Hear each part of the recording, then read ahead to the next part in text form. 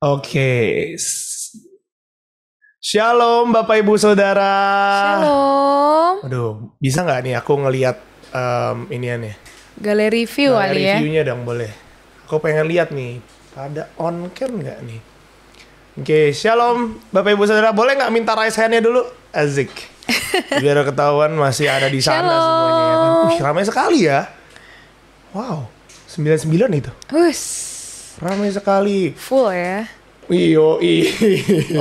Oke, selamat datang di episode pertama Walk the Talk. Oke. Harus tepuk tangan dulu ya. Oke. Nah, mungkin masih ada yang bingung ya. Dari kemarin kan kita udah ada di update beberapa kali, diumumin kalau nanti PPW Net diganti konsep menjadi Walk the Talk. Ya, mungkin masih bingung juga apa sih itu Walk the Talk. Mungkin Wicca bisa sedikit menjelaskan kepada kita semua ya, biar ada gambaran dulu sebelum kita mulai ya nggak? Ya.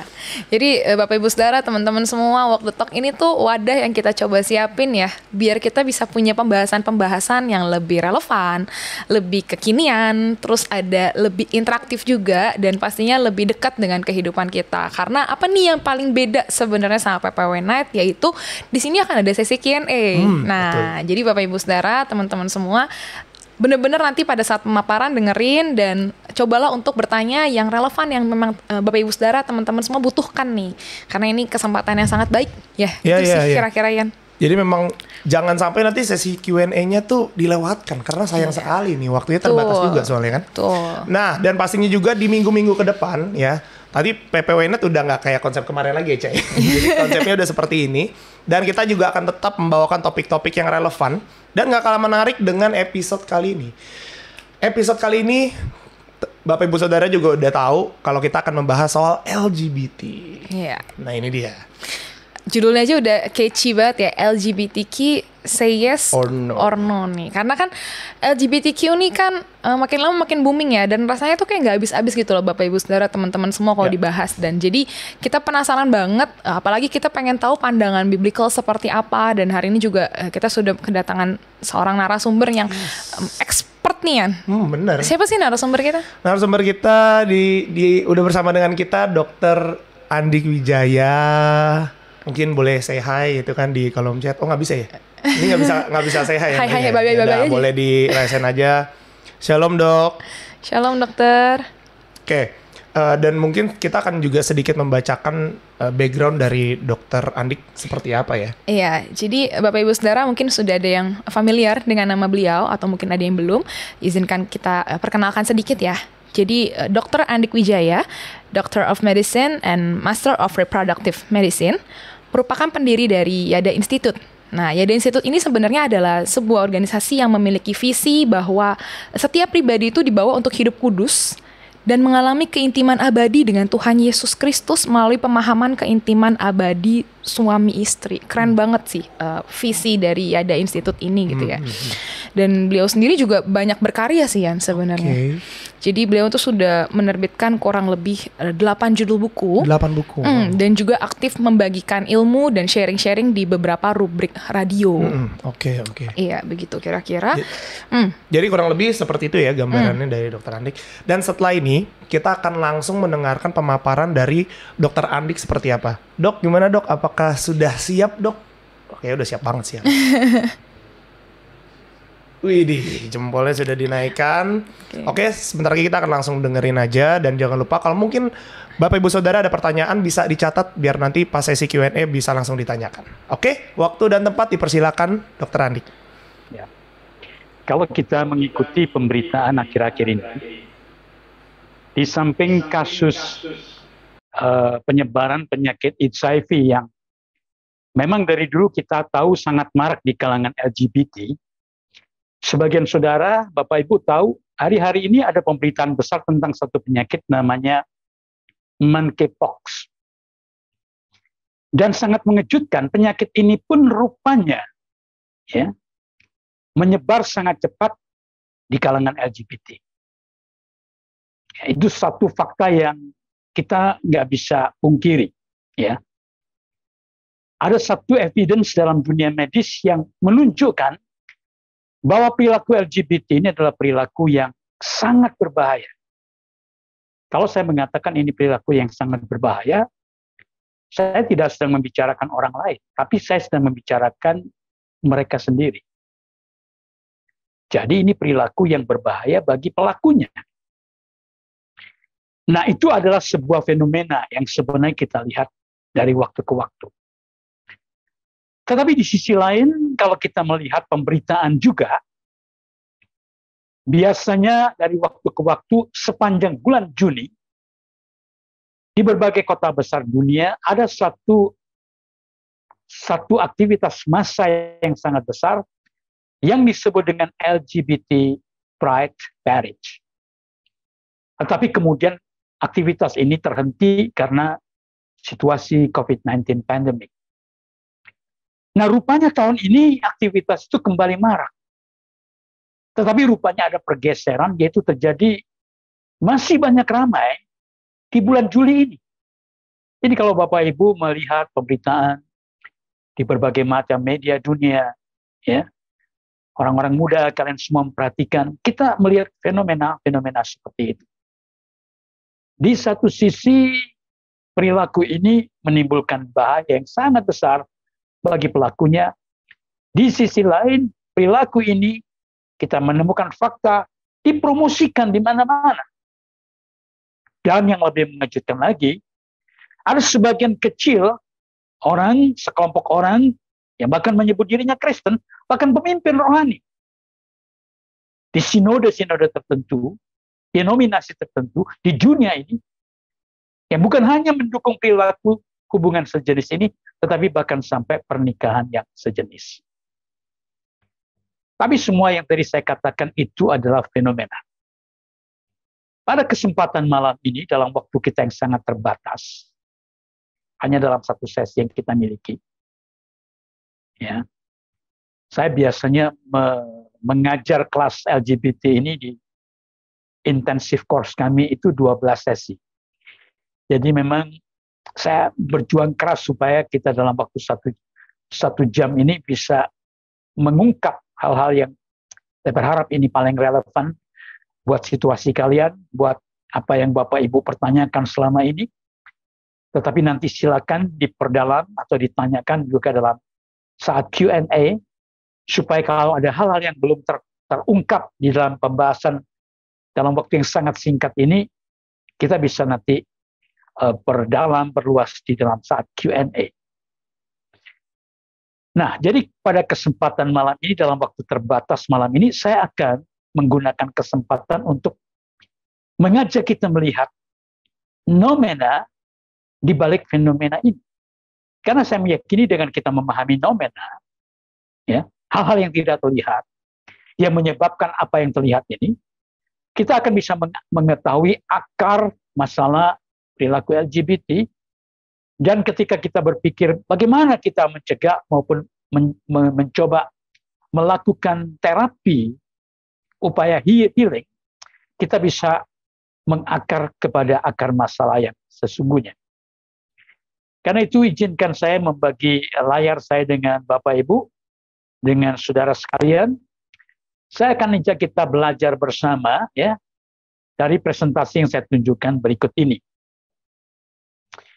Jadi saya akan beri tema kita malam ini adalah The Signs of the Times, tanda zaman, phenomenon of the LGBTQ movement. Alkitab mengatakan begini pada kita, tetapi jawab Yesus pada petang hari, karena langit cerah, kamu berkata hari akan cerah. Dan pada pagi hari, karena langit merah dan redup, kamu berkata hari buruk. Rupa langit kamu tahu membedakannya, tetapi tanda zaman tidak. Apa yang kita baca dari bagian firman Tuhan ini adalah sebuah peringatan betapa manusia punya kecenderungan, ya, hanya melihat sesuatu yang ada di permukaan. Sesuatu yang bisa dicerap dengan panca indera kita.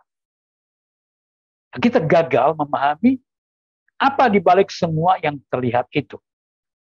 Begitu juga ketika kita bicara LGBTQ. Banyak orang membicarakan seperti poin-poin pertama tadi yang saya bicarakan. Kaitannya dengan penyakit HIV, kaitannya dengan monkeypox, kaitannya dengan human rights yang kemudian di mana-mana orang melakukan demo, orang melakukan pawai, orang melakukan LGBT pride parade. Semuanya itu merupakan sesuatu yang ada di permukaan. Pada kesempatan malam ini, saya akan mengajak kita melihat apa sesungguhnya di balik semua yang terlihat ini. Sedemikian kita bisa mengetahui akar masalahnya, dan dengan demikian kita bisa melakukan upaya pencegahan maupun penanganan kasus ini bila terjadi pada orang-orang yang kita kasih. Saya mengajak kita kembali kepada sesuatu yang sangat dasar. Ya. Di balik fenomena yang tadi saya katakan kepada Bapak Ibu, kepada saudara sekalian, sejatinya LGBTQ movement, jadi bukan sekedar perilaku LGBTQ, tetapi gerakan LGBTQ yang terjadi di seluruh dunia. Bahkan saya berani katakan ini merupakan sebuah ideologi. Tetapi sejatinya di balik semuanya itu ada spiritual warfare yang membuat ini terjadi. Nah, spiritual warfare itulah yang kemudian menyebabkan terjadinya identity distortion. Ya. Bermula dari spiritual identity distortion, lalu psychological identity distortion, lalu biological identity distortion, dan yang berikutnya adalah socio-cultural identity distortion. Maka ketika kita memahami ini merupakan sebuah spiritual warfare, ya, saya akan ajak saudara melihat bahwa ini sejatinya bukan sesuatu yang berdiri sendiri. Bukan hanya peristiwa yang muncul begitu saja di zaman di mana kita hidup, tetapi ini merupakan sesuatu yang bermula justru ketika manusia pertama itu mengalami spiritual warfare. Mari kita baca satu bagian firman Tuhan ini. Ya. Di dalam kitab Kejadian pasal 3 ayat yang kelima, firman Tuhan berkata begini, firman Tuhan mencatat begini. Tetapi Allah mengetahui bahwa pada waktu kamu memakannya, matamu akan terbuka, dan kamu akan menjadi seperti Allah, tahu tentang yang baik dan yang jahat. Apa yang kita baca di sini tercatat di dalam firman Tuhan, tetapi ini merupakan statement yang keluar dari mulut si jahat yang menipu manusia. Hari-hari ini kita selalu bicara tentang maraknya hoax di mana-mana. Ini adalah zaman yang disebut dengan post-truth, ya, generation. Di mana hoax itu bisa menjadi sesuatu yang diyakini sebagai sebuah kebenaran. Tapi ketika kita bicara hoax, hoax itu bukan sesuatu yang muncul pada saat sosial media itu ada, seperti zaman kita. Hoax pertama kali muncul itu terjadi di Taman Eden. Dari mulut si jahat. Dialah bapa segala hoax itu. Dialah bapa segala penipu itu. Dan dia menipu manusia dengan tipuan yang kemudian menyesatkan manusia. Dan kalau saya bicara manusia, itu bukan hanya bicara Adam, tetapi kita semua. Karena Adam sejatinya hanyalah representatif kita. Lalu apa kaitannya ayat bikin firman Tuhan ini dengan konsep spiritual identity distortion? Saya akan jelaskan pada saudara. Ketika pertama kali Allah menciptakan manusia, dan manusia itu sejatinya adalah image of God. Imago Dei. Shalom Elohim. Kita diciptakan segambar dan serupa Allah. Itu adalah identitas kita manusia.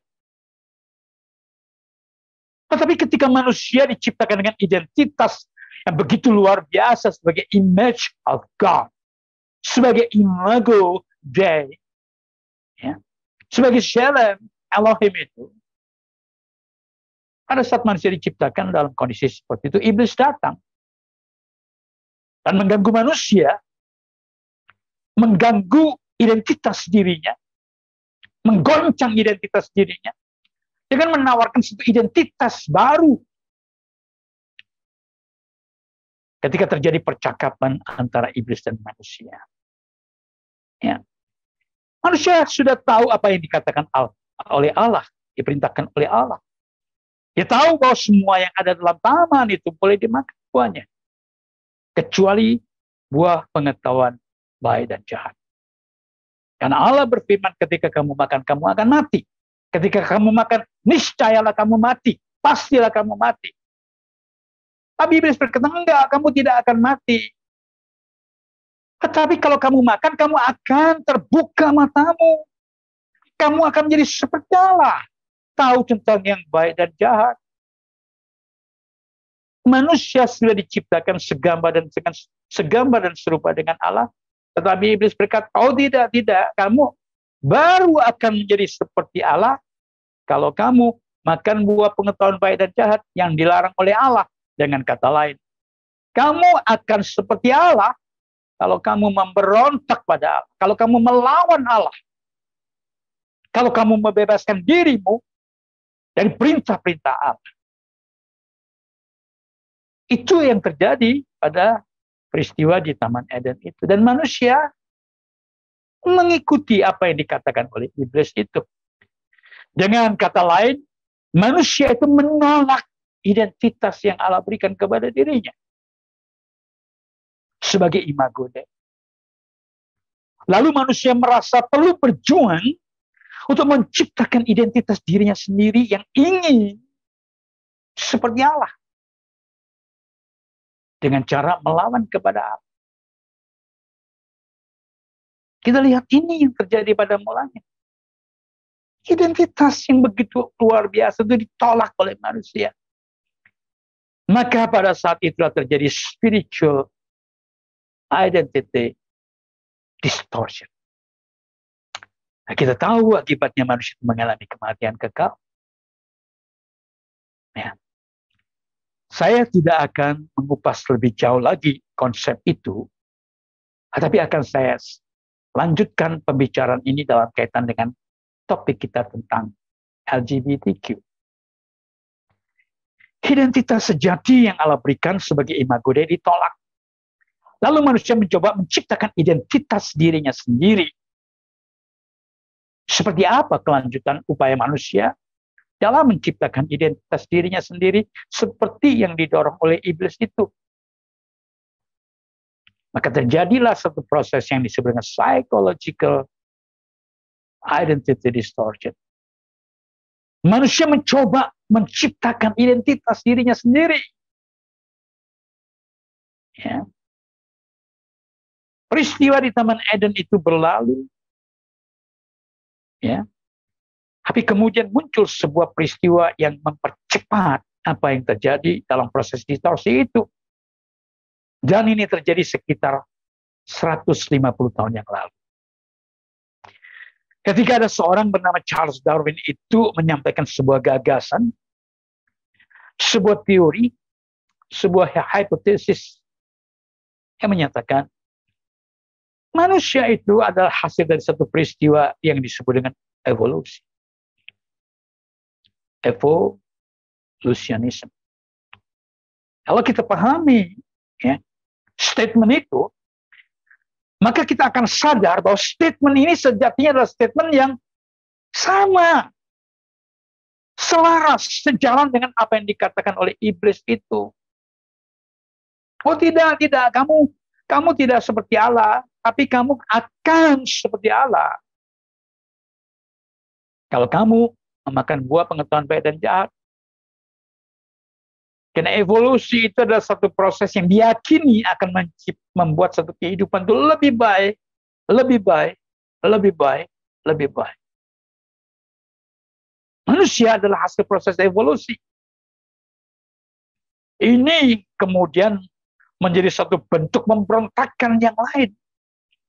Yang menolak Allah itu sebagai kreator manusia.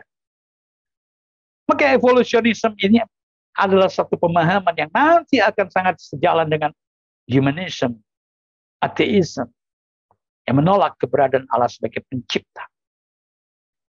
Manusia ada, ya, lewat satu proses evolusi. Bahkan sebelum kehidupan yang paling sederhana itu muncul, dulunya nggak pernah ada kehidupan.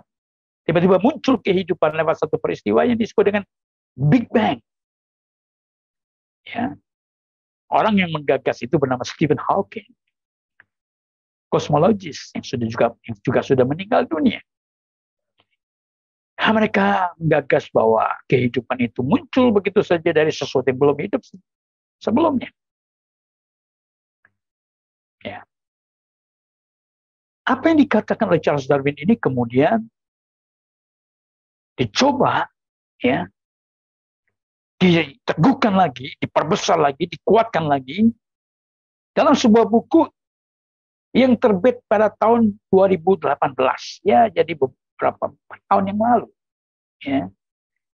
Ditulis oleh seorang profesor dari Israel bernama Profesor Yuval Harari, yang menulis buku berjudul Homo Deus, Godly Human. Yuval Harari berkata begini, evolusi tahap pertama itu menghasilkan manusia, menghasilkan Homo sapiens, makhluk hidup cerdas. Itu manusia. Tapi evolusi tidak berhenti. Evolusi terus berlanjut menghasilkan Homo Deus, Godly Human. Ya, manusia Allah. Dengan kata lain, evolusi tahap kedua itu menjadi satu penggenapan apa yang dikatakan oleh iblis. Kalau kamu makan buah pengetahuan baik dan jahat, dengan kata lain, kalau kamu memberontak pada Allah, kamu akan menjadi seperti Allah. Kamu akan menjadi Allah itu sendiri. Lalu Yuval Harari mencoba menyajikan berbagai macam scientific evidence, perkembangan teknologi, untuk menyokong gagasannya bahwa manusia itu semakin dekat dengan kriteria Allah itu sendiri. Dia mengatakan Allah itu memiliki paling tidak dua kategori penting. Yang pertama adalah immortal. Ya, immortal itu tidak bisa mati. Dan kemudian Yuval Harari ini menunjukkan berbagai macam teknologi perkembangan yang membuat orang berharap suatu hari manusia itu bisa mengalahkan kematian. Ya. Dan kalian orang-orang muda, generasi Z, nonton itu di berbagai film Hollywood. Ya. Kalau kalian nonton Replikas itu yang muncul beberapa tahun yang lalu itu, ada seorang neuroscientist yang istri dan anak-anaknya meninggal dunia karena kecelakaan. Dia langsung mendownload isi kepala istri dan anak-anaknya itu. Ya. Karena kesadaran itu, memori itu yang merupakan satu tempat yang menunjukkan keunikan satu pribadi dengan yang lain, itu ada di kepala, di otak manusia. Itu di-download dalam film Replikas itu. Lalu dia minta pertolongan temannya yang ahli cloning. Maka istri dan anak yang sudah meninggal itu di-cloning. Setelah proses cloning itu selesai, maka data kepala dari istri dan anak yang sudah meninggal dunia yang sudah di-download tadi itu di-upload kembali. Tiba-tiba istri dan anaknya itu hidup kembali. Cloningnya hidup dengan isi memori dan kesadaran sama persis. Ketika orang nonton film semacam itu, mereka sedang digiring untuk meyakini bahwa suatu hari manusia bisa mengalahkan kematian. Dan itu merupakan sesuatu yang hanya dimiliki oleh Allah. Tapi kalau manusia itu bisa melakukan itu, maka manusia itu menjadi Allah. Yang kedua, Allah itu Maha Pencipta, punya kemampuan mencipta yang begitu luar biasa. Dan Yuval Harari menunjukkan bukti-bukti bahwa kemampuan manusia itu menciptakan, itu katanya luar biasa. Padahal sejatinya manusia itu bukan menciptakan. Manusia itu mengolah. Kalau menciptakan ternyata dari yang tidak pernah ada menjadi ada. Ya, tapi tidak ada satupun yang dari tidak ada menjadi ada. Semua yang ada hari ini, teknologi apapun itu bukan menciptakan sebenarnya. Ya, mengkreasi Jadi sesuatu yang dihasilkan oleh proses kreatif. Bukan dari ada, bukan dari tidak ada menjadi ada. Hanya proses meniru yang dilakukan oleh manusia. Nah, gagasan orang bernama Charles Darwin ini meneguhkan proses pemberontakan manusia, maka distorsi identitas itu makin jauh. Tapi tidak berhenti sampai di situ. Saya akan tunjukkan bagaimana ini pada akhirnya mengarah kepada LGBTQ movement. Apa yang digagas oleh Darwin yang sebenarnya tidak terbukti, penelitian-penelitian yang saya pelajari sampai hari ini mengatakan tidak ada satu bukti yang menyokong evolusionisme, ya. Yang kita lihat saat ini adalah evolusionisme tetap disebut dengan teori evolusi. Kenapa masih disebut teori evolusi? Karena masih dalam proses pengamatan. Teori yang sudah terbukti akan berubah menjadi hukum, bukan lagi teori, ya, tetapi hukum. Tetapi ketika masih dikatakan teori, maka sebenarnya belum terbukti. Apa yang diajarkan oleh Charles Darwin ini mempengaruhi orang yang kedua bernama Albert Kinsey. Mempengaruhi orang bernama Freud, ya, Freud, Sigmund Freud. Orang ini, ya, mempercayai manusia itu adalah hasil proses evolusi. Maka orang yang percaya manusia adalah hasil proses evolusi akan percaya bahwa manusia itu sejatinya binatang. Tetapi telah mengalami tingkat perkembangan yang tinggi, sehingga memiliki kecerdasan. Tapi binatang. Bagi evolusionis, manusia adalah binatang. Maka tidak mengherankan kalau kemudian Freud itu mencetuskan satu teori tentang motivasi manusia. Jadi mengatakan, motivasi tertinggi dalam hidup manusia adalah libidonya, dorongan seks. Dorongan seks itulah yang menyebabkan manusia memiliki dorongan untuk maju. Ya. Kenapa dia mengatakan itu? Sejatinya dia mengadopsi itu dari binatang. Binatang itu bisa survive itu karena insting saja, dua hal saja. Yang pertama insting makan dan minum, dan yang kedua insting dalam proses reproduksi. Ya.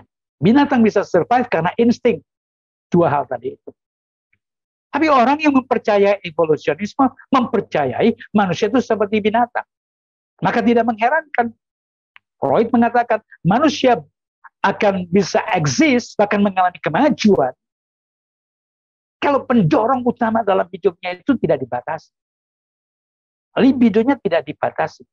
Maka dia mengatakan, biarkan libido manusia itu memberikan dorongan besar dalam hidup untuk mengalami kemajuan. Jadi jangan dibatasin lagi. Jangan dikasih aturan-aturan, etika, moral, segala macam. Nggak perlu itu. Kalau manusia itu dibebaskan dari ikatan-ikatan etik moral dalam kaitan dengan seksualitasnya, manusia akan mengalami kemajuan besar. Itu gagasan dari Sigmund Freud. Ya, yang dipengaruhi oleh Darwinisme, yang mempercayai manusia itu adalah hasil proses evolusi dari binatang, dan yang kita tahu itu merupakan sesuatu yang sinkron dengan apa yang terjadi di Taman Eden. Maka kita tahu sumbernya adalah kuasa kegelapan iblis itu sendiri. Freud mempengaruhi orang ketiga bernama Alfred C. Kinsey. Dialah yang menulis buku berjudul Sexual Behavior in Human Male pada tahun 47, lalu Sexual Behavior in Human Female pada tahun 53. Lagi-lagi gagasan utamanya adalah manusia dianggap seperti binatang. Di buku inilah orang bernama Freud ini, orang bernama Charles Kinsey ini mengatakan homoseks itu normal. Dia bukan hanya mengatakan homoseks itu normal, tetapi dia juga mengatakan pedofilia itu normal. Bestialisme, melakukan hubungan seks dengan binatang itu normal. Karena lagi-lagi keyakinan mereka adalah manusia itu tidak berbeda dengan binatang. Buku dari Kinsey inilah yang kemudian dianggap sebagai pencetus terjadinya sexual revolution. Revolusi seks. Lalu ini mempengaruhi Ya, orang-orang pada masa itu, pada tahun 47, tahun 53, tahun 60-an, tahun 70-an, dari sexual revolution inilah kemudian menjadi cikal bakal terjadinya LGBTQ movement. Nah, LGBTQ movement ini, ya, awal-awal kegerakannya itu dipelopori oleh orang bernama Harvey Milk, orang yang keempat ini. Dia seorang politisi di Amerika. Sebagai politisi pertama di Amerika yang menyatakan diri sebagai gay. Sebagai politisi dia tahu bagaimana cara bekerja dalam dunia politik. Dunia politik itu selalu berkaitan dengan massa. Maka siapapun yang punya kekuatan massa, dia akan bisa memiliki kekuatan politik. Makanya ada partai politik. Makanya tokoh-tokoh agama yang memiliki banyak massa seringkali didekati oleh tokoh-tokoh politik. Dan itu terjadi bukan hanya di Indonesia, termasuk di Amerika, termasuk di Eropa. Ya. Nah, orang bernama Harvey Milk inilah yang kemudian ya pertama kali menggagas bagaimana gerakan LGBT itu bisa masuk menjadi gerakan politik dengan cara apa? Dia mengumpulkan massa dalam jumlah besar. Dalam hari-hari yang kita sekarang tahu bernama LGBT Pride Parade itu. Dia mengorganize. Pertanyaannya begini. Sebenarnya dalam realita, populasi LGBT itu seberapa besar? Berbagai penelitian menyatakan populasinya hanya antara 3-5%. Sangat sedikit. Bahkan jauh lebih sedikit dibandingkan apa yang dikatakan oleh Kinsey pada tahun 47. Kinsey itu mengatakan waktu itu gay itu 10%. Tapi kemudian ternyata ketahuan bahwa publikasi Kinsey itu adalah bohong-bohongan. Karena publikasinya kemudian diungkap oleh BBC dalam satu investigational report. Ya, penelitian, jurnalistik penelitian membongkar kejahatan Kinsey dalam pembuatan buku yang berjudul Sexual Behavior in Human Male dan Sexual Behavior in Human Female. Ya. Jadi realitanya sebenarnya tidak besar. Tetapi walaupun 5%, kalau 5% itu dari 1000, ya, kalau dari 100, 5% itu adalah 5. Kalau dari 1000, itu 50. Kalau dari 10.000, itu 500. Ya. Nah, kalau dari 1 juta, artinya apa? Meskipun statistiknya kecil, kalau itu diorganize, dikumpulkan, bisa jadi besar. Dan itu yang dilakukan oleh Harvey Milk ini. Dia ngumpulin komunitas-komunitas LGBT untuk pawai di San Francisco. Jadi yang ikut pawai di San Francisco bukan cuma gay, bukan cuma LGBT dari San Francisco pada waktu itu. Tapi dari state yang lain, dari kota-kota lain dikumpulkan. Maka terlihat begitu besar. Sama persis dengan hari ini yang terjadi pada saat LGBT Pride Parade. Bahkan saat ini yang terjadi bukan hanya dari satu kota tertentu, tapi dari seluruh dunia. Makanya jangan heran ada LGBT, tokoh-tokoh LGBT Indonesia yang juga ikut datang tuh di New York, ataupun di berbagai macam acara-acara semacam itu di kota-kota besar dunia. Nah, apa dampak politiknya?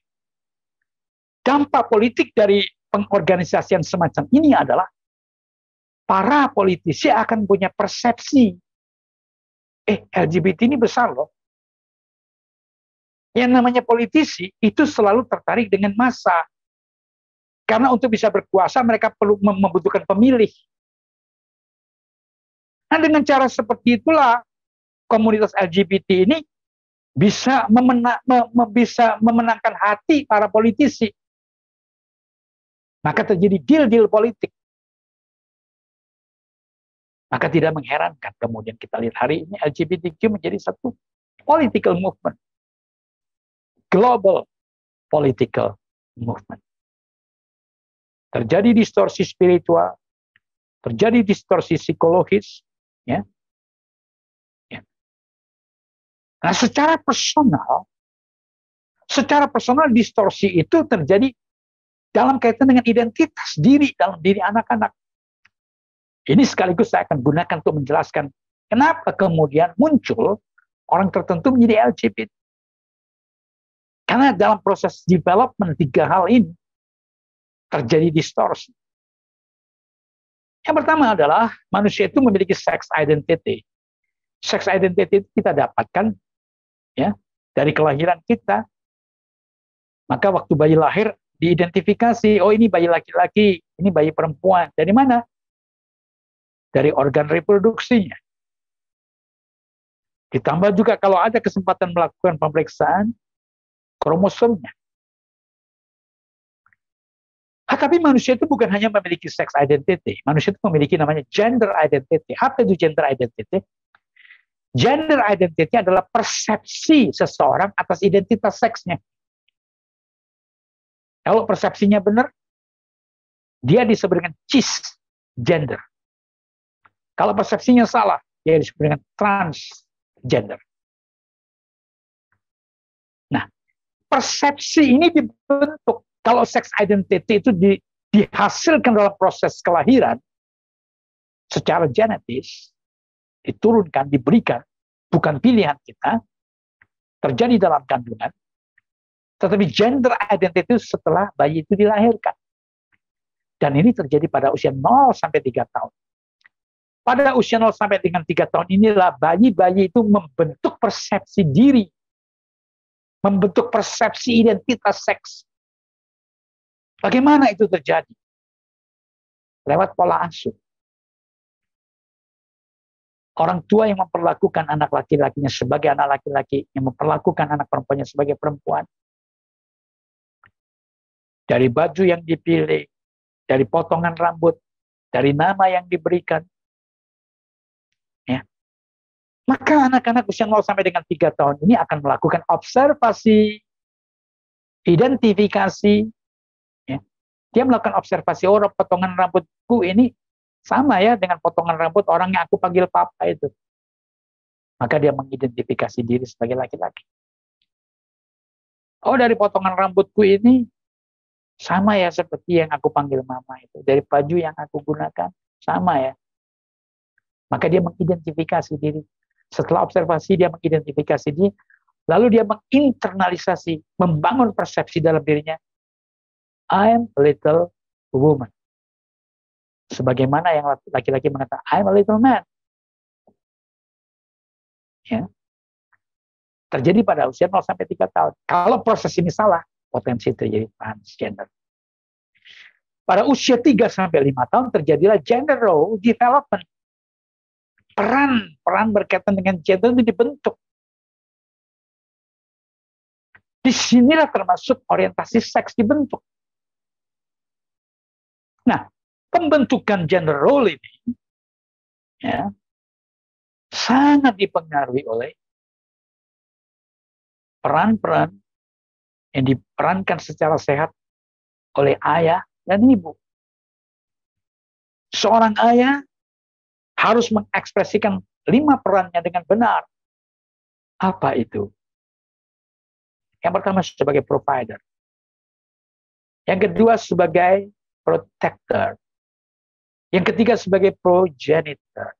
Yang keempat sebagai prophet. Yang kelima sebagai priest. Provider itu artinya adalah orang yang bekerja mencukupi nafkah. Saya tidak mengatakan bahwa ibu tidak boleh bekerja, boleh. Tetapi pencari nafkah utama adalah seorang ayah. Pemberi nafkah utama adalah seorang ayah. Lalu protector artinya adalah memberikan perlindungan. Progenitor artinya memberikan teladan. Prophet, peran kenabian, mengajarkan kebenaran, mengajarkan firman. Priest, sebagai imam yang terus berdoa. Bila seorang ayah gagal memerankan peran-peran ini, anak akan mengalami distorsi dalam gender role. Saya berikan 2 contoh saja. Dari 5 tadi saya akan ungkap 2 ini yang paling sering terjadi. Dan ini general, artinya bukan hanya terjadi di kekristenan, termasuk di orang-orang yang lain yang tidak mengenal kebenaran. Kalau seorang anak berada dalam satu situasi keluarga, bapaknya nggak mau kerja, lalu tidak menjadi pelindung, bahkan abusive, maka anak punya potensi besar mengalami general distortion. Seorang anak laki-laki yang melihat bapaknya penuh kekerasan, itu biasanya paket komplit. Kalau yang udah nggak mau kerja, mabuk-mabukan, abusive, menganiaya anak, menganiaya istri. Ya. Maka anak laki-laki dalam situasi keluarga semacam itu akan membenci laki-laki. Celakanya, dia sudah mengidentifikasi dirinya sebagai laki-laki pada tahap yang kedua, yaitu pada tahap gender identity development tadi. Maka dalam situasi seperti itu, anak laki-laki akan menolak dan membenci dirinya. Kenapa dia laki-laki? Terjadi upaya mencoba menekan identitasnya sebagai laki-laki. Dia tidak mau menjadi laki-laki. Dalam situasi seperti ini, anak laki-laki itu punya kecenderungan suatu hari bisa menjadi gay. Bagaimana dengan anak perempuan? Nah, anak perempuan yang melihat situasi seperti itu membenci laki-laki. Nah, kemudian dia menjadi tidak punya keberanian untuk membangun kedekatan pribadi dengan pria, dengan laki-laki ketika dia dewasa. Karena dia menyadari dekat dengan pria, dekat dengan laki-laki itu penderitaan. Maka dia tidak mau melakukan itu. Kebutuhannya untuk memiliki kedekatan intim akhirnya dikembangkan dalam bentuk kedekatan intim sesama jenis, menjadi lesbian. Inilah kita lihat proses terjadi distorsi identitas di dalam dimensi psikologisnya. Nah,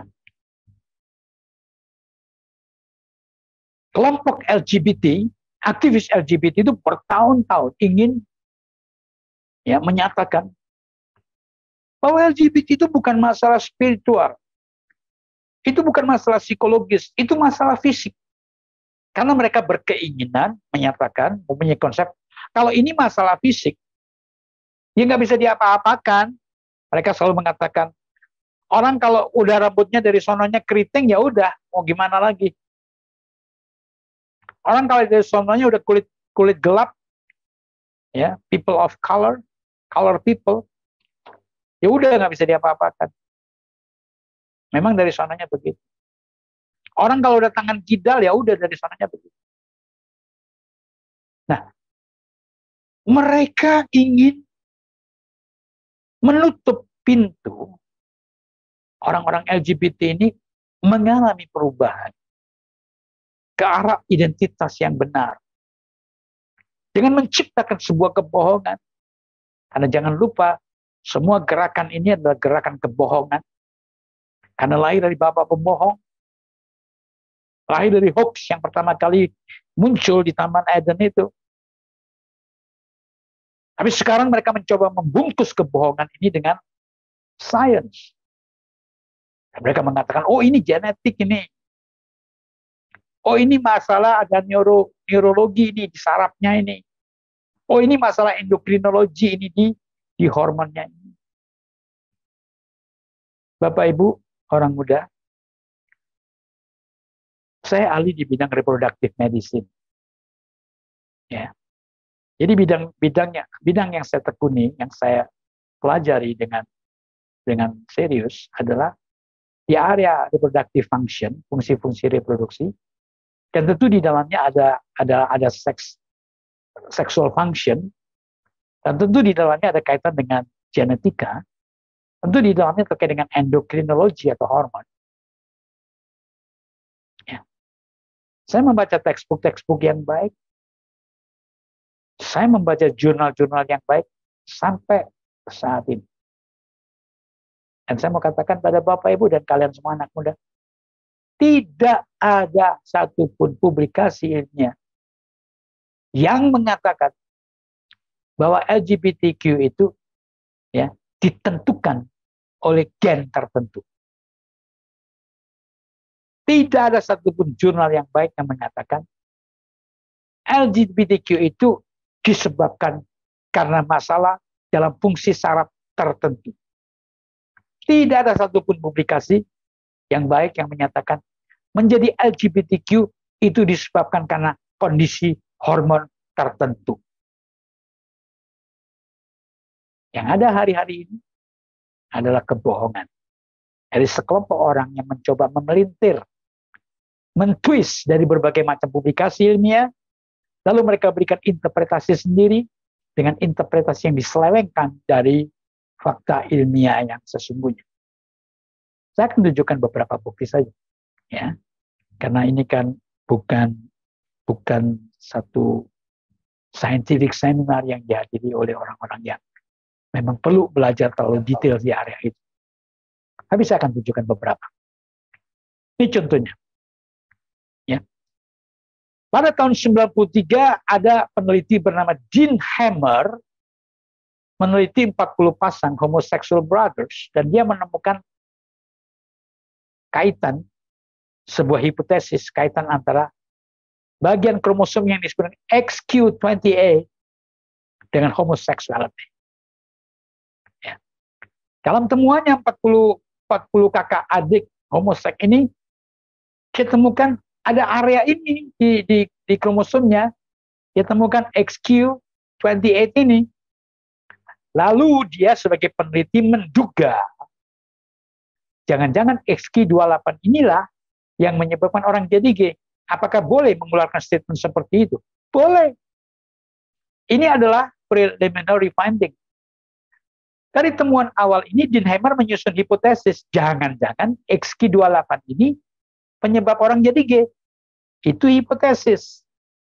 Itu dugaan awal dari fakta kecil yang dia temukan dari penelitian 40 pasang kakak adik homoseks. Ya. Tapi dari publikasi ilmiah awal tahun 93 ini sudah ditulis di mana-mana. Oh, sudah ditemukan gen yang menyebabkan orang jadi gay, namanya adalah XQ28. Kalimat itu adalah kebohongan besar. Bahkan penelitinya Dean Hammer tidak pernah mengatakan kalimat itu. Dean Hammer hanya mengatakan jangan-jangan XQ28 menyebabkan orang jadi gay. Jadi ini hipotesis. Maka perlu dibuktikan dengan penelitian yang harus lebih besar daripada penemuan awal ini. Maka ditelitilah kemudian pada tahun 2012 melibatkan 23.000 sampel. Bayangkan 40 pasang dibandingkan ya 40 dibandingkan dengan 23.000. Hasilnya apa? Tidak ada hubungan antara XQ28 dengan G. Ada G dan tidak ada XQ28-nya. Ada orang punya XQ28 tapi bukan G. Nggak ada hubungan. Tapi udah terlanjur di mana-mana. Ini termasuk dikutip oleh buku-buku queer theology. Queer theology itu penyesatan. Ya.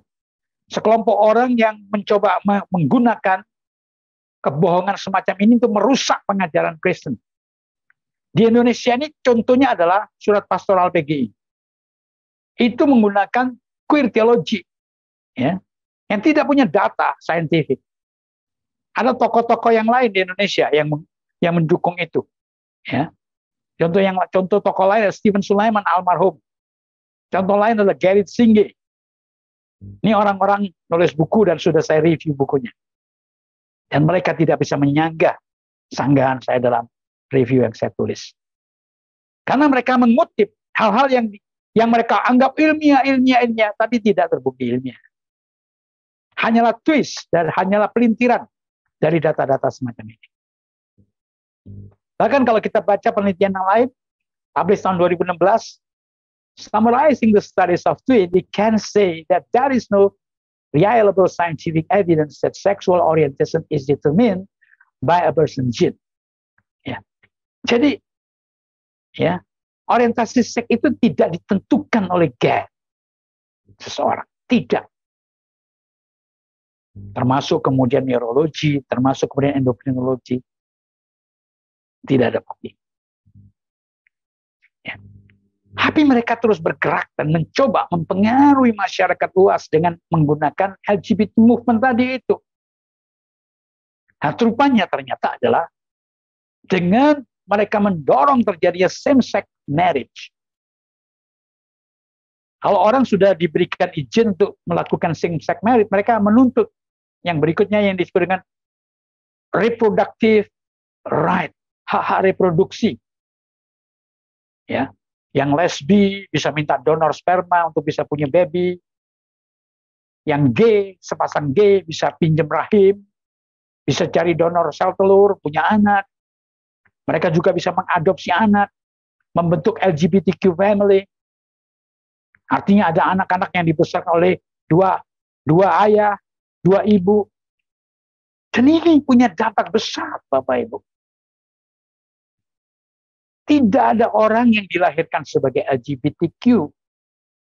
Tetapi orang-orang yang dibesarkan dalam LGBTQ family punya kecenderungan besar menjadi LGBTQ. Apakah ini ada bukti ilmiahnya? Ada. Saya tunjukkan berikut ini. Nih, publikasi agak lama nih, sudah 22 tahun, sudah 12 tahun yang lalu nih. Ya. Dikatakan begini, percentage of children of gay and lesbian parents who adopted non-heterosexual identity range between 16 and 57%. Jadi anak-anak yang dibesarkan oleh gay atau lesbian parent yang kemudian mengadopsi non-heterosexual identity itu berkisar antara 16 sampai 57%. Oke. Saya akan tunjukkan pembandingnya. Tadi saya katakan dalam populasi normal, ya, persentase LGBTQ itu 3-5%. Sedangkan lesbian itu sendiri, atau gay itu sendiri, tanpa yang biseksual, transgender, atau yang lain-lain perilaku itu dihilangkan, hanya gay atau lesbian itu sendiri, itu ternyata hanya 1,6%. Kalau ditambah dengan biseksual, ditambah dengan transgender menjadi sekitar 5%. Nah, kalau 1,6% dalam populasi umum, tapi kalau kemudian yang dibesarkan dalam keluarga orang tua lesbian atau gay menjadi 16%, itu artinya apa? Artinya 1,6 menjadi 16 itu artinya dikali 10. Dikali 10. Dengan kata lain, anak-anak yang dibesarkan dalam keluarga gay atau lesbian parents minimal 10 kali lipat potensi menjadi gay atau lesbian atau LGBT itu minimal. Kalau 57%, ya itu sekitar 40 kali lipat. Maka same-sex marriage itu, pernikahan sejenis itu merupakan cara efektif untuk memperbesar populasi LGBT di dunia ini. Ya. Karena tidak ada LGBT yang dilahirkan, tidak ada. Tapi dibentuk itu bisa lewat keluarga-keluarga semacam ini. Jadi Bapak Ibu, anak muda, ketika kita menghadapi situasi seperti ini, bagaimana kita bisa menolong mereka keluar? Ada 3 hal yang kita harus lakukan. Karena problemnya di area ini, 3 ini. Tidak ada problem fisik. Gak ada masalah genetik, gak ada masalah endokrin, tidak ada masalah dalam fungsi saraf. Yang ada adalah masalah spiritual, psychological, social. Jadi 3 area ini harus kita hadapi dalam proses healing. Ya. Yang pertama, kita akan bahas yang pertama adalah spiritual. Ini menjadi pintu gerbangnya untuk pemulihan. Karena ini bisa terjadi karena spiritual identity distortion. Maka yang pertama kali harus dilakukan adalah menolong orang-orang semacam ini rediscover the true identity. Menemukan kembali identitas sejati mereka sebagai Image of God. Imago Dei. Ini yang harus ditolong mereka supaya kembali menemukan identitas itu di dalam Tuhan Yesus. 2 Korintus 5 ayat 17 berkata, jadi siapa yang ada di dalam Kristus, ia adalah ciptaan baru, yang lama sudah berlalu, sesungguhnya yang baru sudah datang. Mereka harus ditolong untuk mengalami perjumpaan pribadi dengan Kristus, mengalami kelahiran kembali. Inilah titik awal pemulihan. Lalu tahap yang kedua adalah menolong mereka mengalami progressive purification. Disucikan, dimurnikan, dikuduskan dari waktu ke waktu. Lewat apa? Lewat kuasa firman dan kuasa roh Tuhan yang bekerja dalam hidup orang percaya. Melalui pembaharuan akal budi. Lewat proses pemuridan.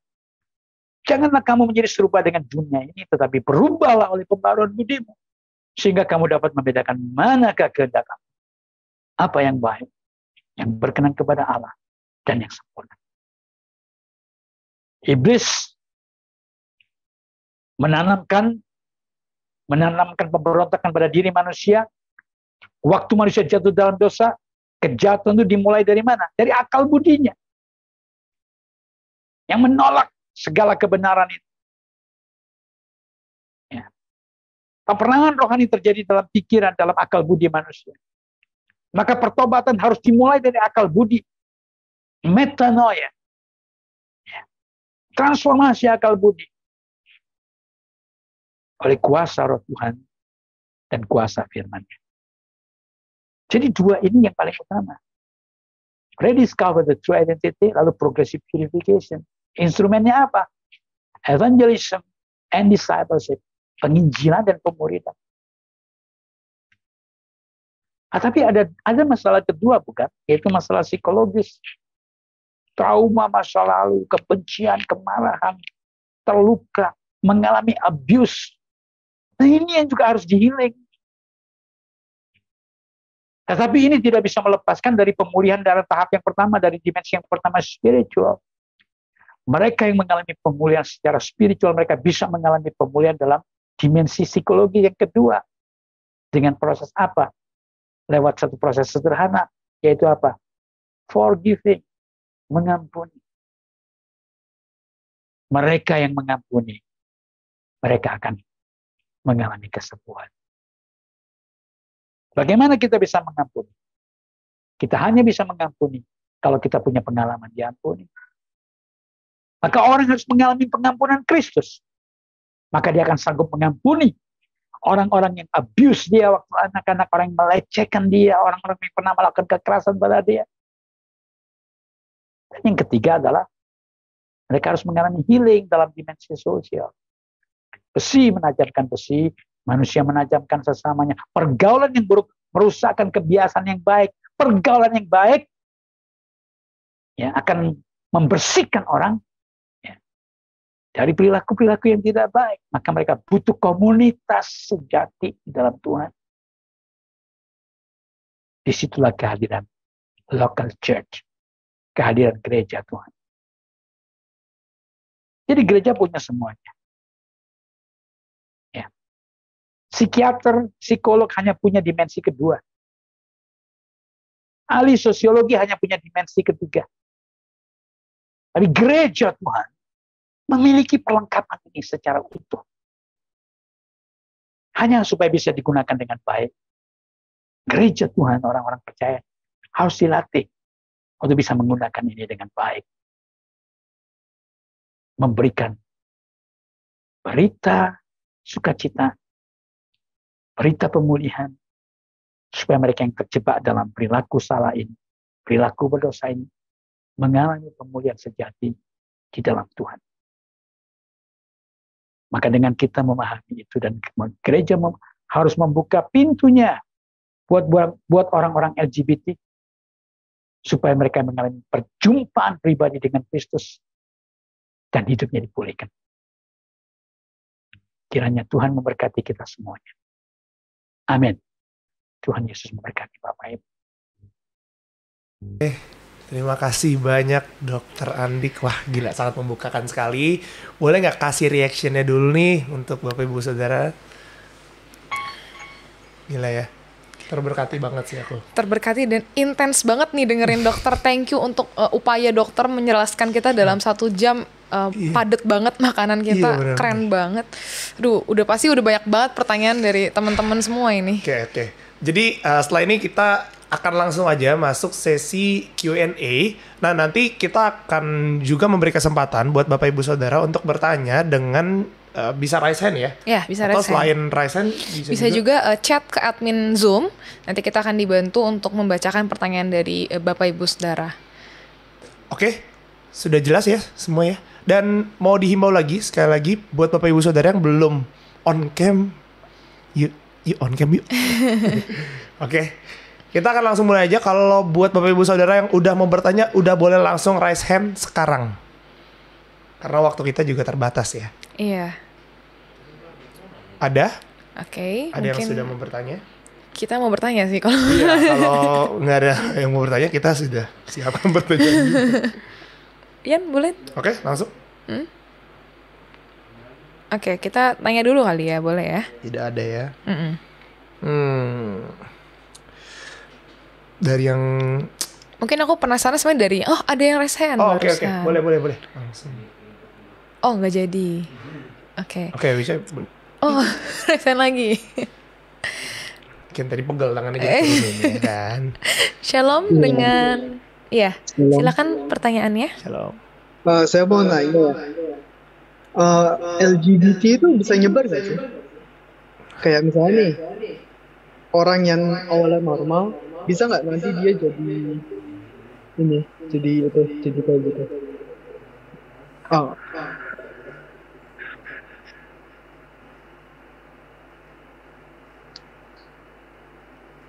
Gitu aja sih. Oke, thank you untuk pertanyaannya. Dokter Andik mungkin boleh langsung dijawab saja ya? Baik, saya jawab ya. Jadi,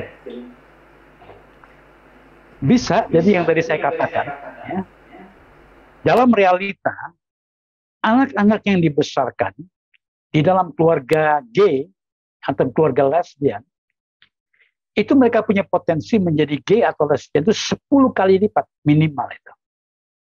Ya, dibandingkan populasi umum. Jadi artinya adalah lingkungan itu punya pengaruh. Ya. Realita apa yang terjadi di sekitar kita itu punya pengaruh.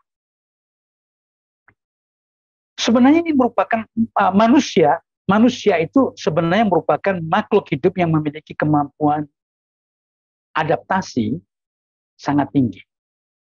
Nah, adaptasi itu sebenarnya terjadi karena manusia itu punya kemampuan untuk mengimitasi. Imitasi itu artinya meniru.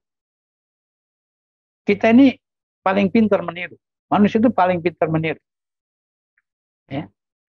Ada orang tertentu yang bisa tiruin suara binatang, tiruin semua jenis musik. Kita ini paling pintar meniru. Ya. Nah, perilaku apapun itu bisa ditiru. Maka orang dalam kondisi tertentu bisa meniru perilaku-perilaku tertentu. Maka hati-hatilah ketika kita berada dalam komunitas-komunitas yang tidak benar. Semua yang kita lakukan itu dimulai dari isi kepala kita sesungguhnya. Jadi kalau kepala kita sudah berkata, nggak apa-apa, ini kan ya sekedar satu gaya hidup saja, ya. Anytime aku bisa mengalami kembali ke sana ke sini, ya orang akan cenderung meniru itu. Saya punya teman seorang fotografer. Ya, sekian tahun yang lalu dia menjadi fotografer dan dia cerita ada satu komunitas nih, komunitas LGB, ya, LGB, lesbian, gay, bisexual. Yang kata orang ini, kata teman saya ini komunitas sebenarnya komunitas yang mau gaya hidup bebas. Dan dia ditarik ke situ karena dia fotografer gitu, yang suka foto-foto lah gitu ya. Nah rupanya komunitas ini adalah komunitas yang free sex. Ya, free sex. Tapi ketika orang pertama kali dibawa masuk ke komunitas ini, mereka di-attract secara heteroseksual. Jadi yang laki-laki dipikat oleh wanita, yang wanita dipikat oleh laki-laki.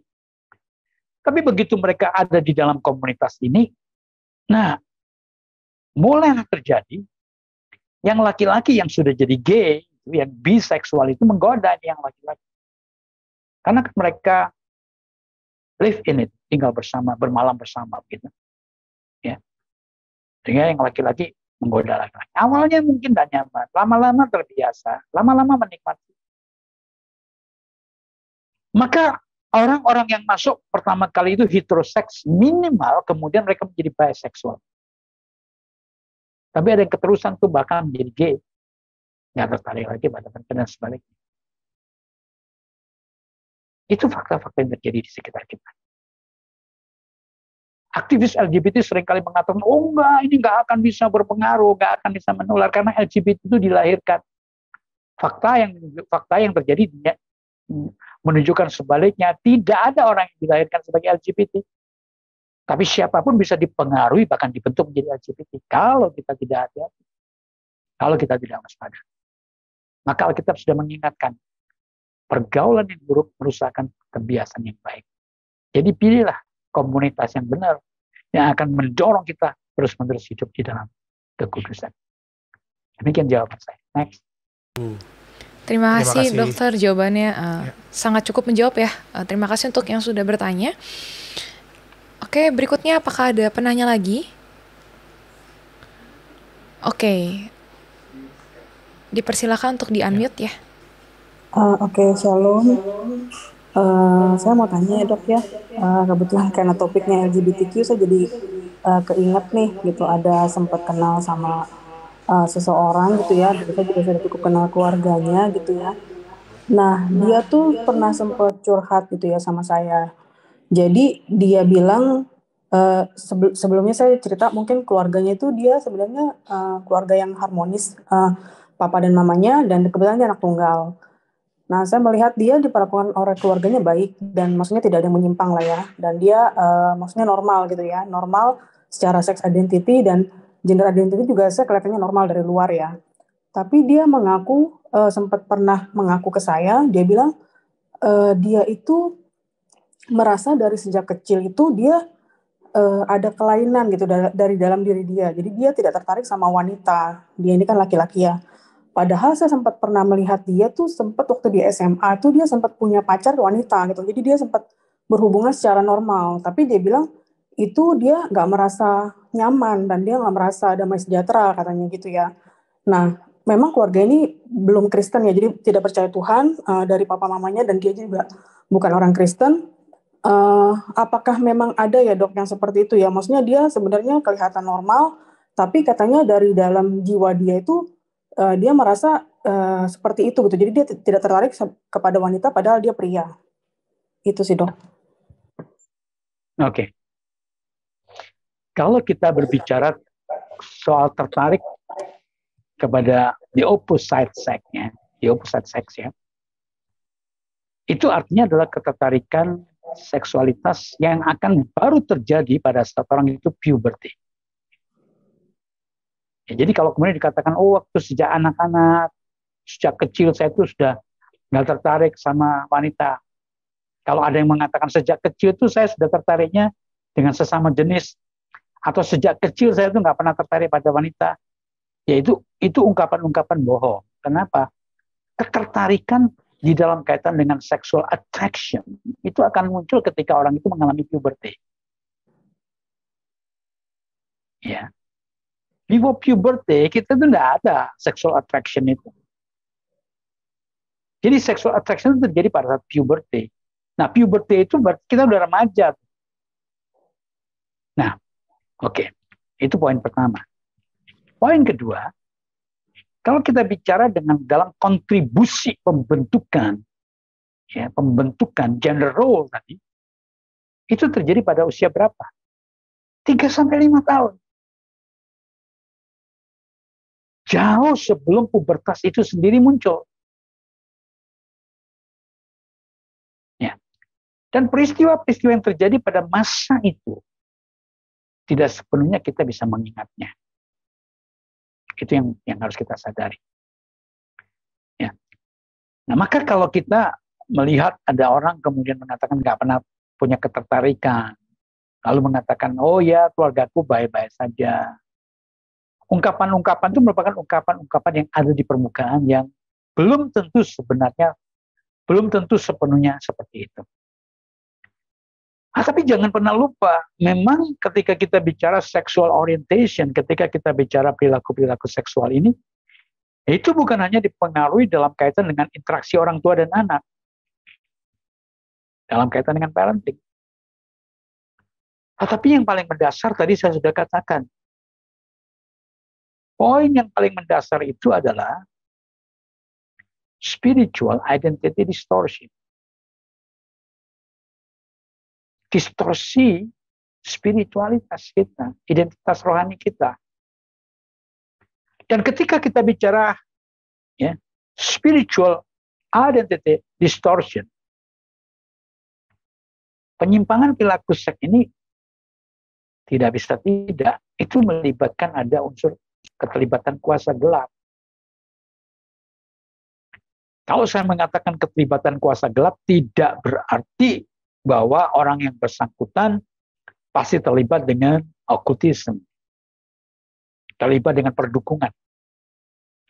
Walaupun kalau ternyata dia terlibat dengan perdukunan atau okultisme, itu potensinya lebih besar lagi. Mereka yang terlibat dengan kuasa-kuasa gelap, potensi untuk mengalami penyimpangan perilaku seks itu sangat besar. Saya kasih contoh. Di Jawa Timur itu ada satu aktivitas tradisional tarian yang disebut dengan reok Ponorogo. Aktivitas reok Ponorogo ini, reok itu di sana ada namanya ya waro. Waro itu orang yang menggunakan mahkota dari burung merak itu yang sangat besar itu waro. Nah, waro ini ternyata nggak menikah, tidak boleh menikah. Karena dikatakan kekuatan magisnya akan hilang kalau dia tidak boleh menikah. Lalu pertanyaannya bagaimana para waro ini menyalurkan dorongan seksual? Ternyata mereka melakukan pedofilia, sesama jenis. Siapa yang dipedofili di situ? Gemblak, penari-penari jatilan. Dan itu dipilih anak laki-laki yang biasanya kulitnya bagus, handsome. Sampai kalau didandanin begitu, biasanya kan mereka dirias itu akan terlihat seperti wanita. Dan itu yang kemudian menjadi partner seksual prawaro ini. Apa yang saya katakan ini sudah dipublikasikan secara saintifik dalam beberapa penelitian-penelitian berkaitan dengan waro. Nah, itu eksplisit itu. Kuasa gelap menyebabkan penyimpangan perilaku seks. Tetapi orang yang tidak secara eksplisit terlibat dalam kuasa gelap seperti itu, tetapi siapapun yang belum ada di dalam Tuhan, dia ada di dalam kuasa kegelapan. Bahwa tadi dikatakan keluarga ini belum berada dalam Tuhan, itu ada potensi di situ. Ada celah di situ. Yang membuat dia bisa punya perilaku. Yang ketiga, adalah lingkungan sosial. Ya. Lalu ketika kita bicara tentang perilaku, tadi saya sudah katakan, perilaku apapun yang kita lakukan, itu dimulai dari isi kepala kita. Dalam proses pembelajaran.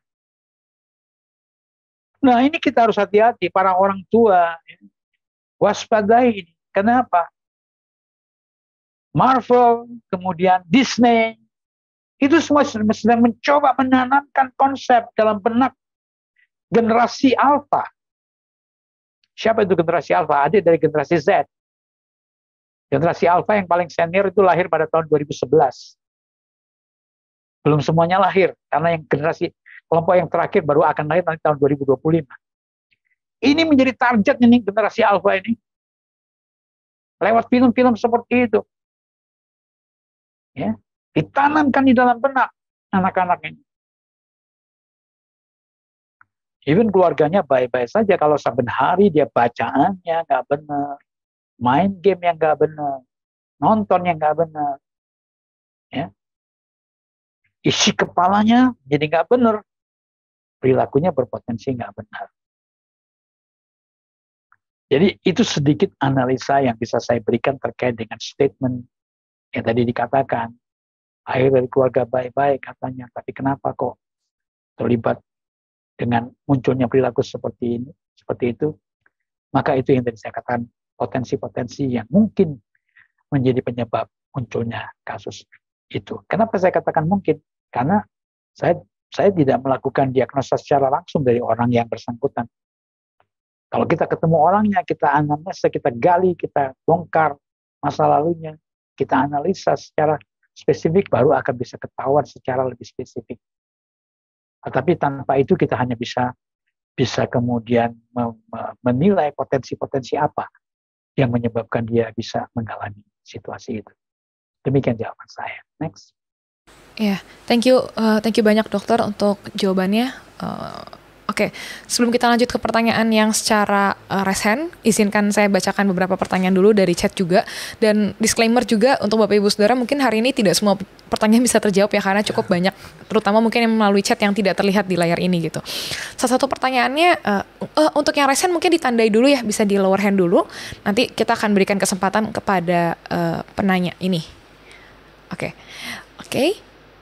Oke, kita tanya dulu sebentar.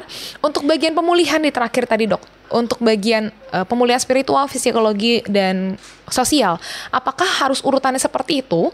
Atau bisa dibangun dari kondisi sosialnya baik, kemudian dia baru diajak untuk mundur ke psikologik dan ke dipulihkan secara spiritual?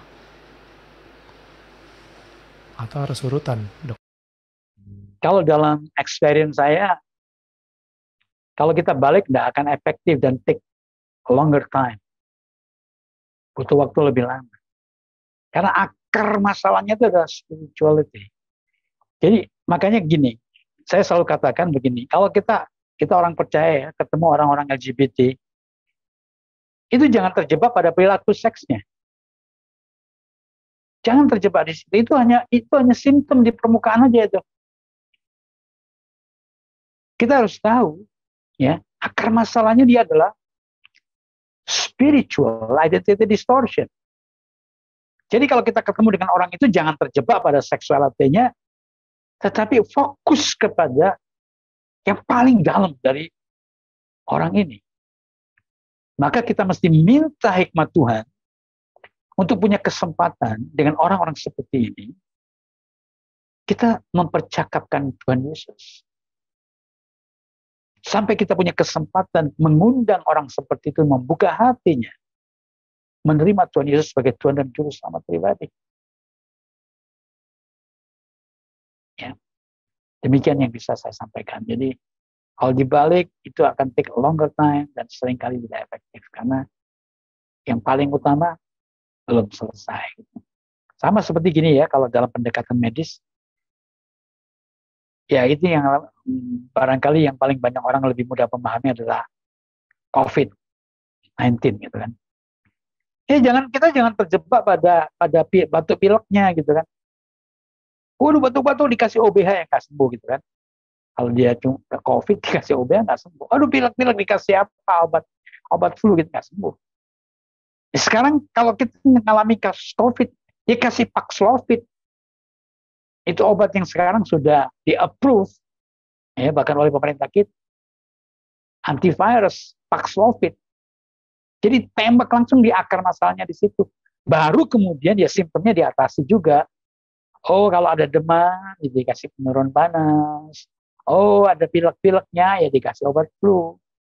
Tapi akar masalahnya harus dikasih. Kalau tidak, kita hanya sibuk berkutat di simptom, kita terlambat.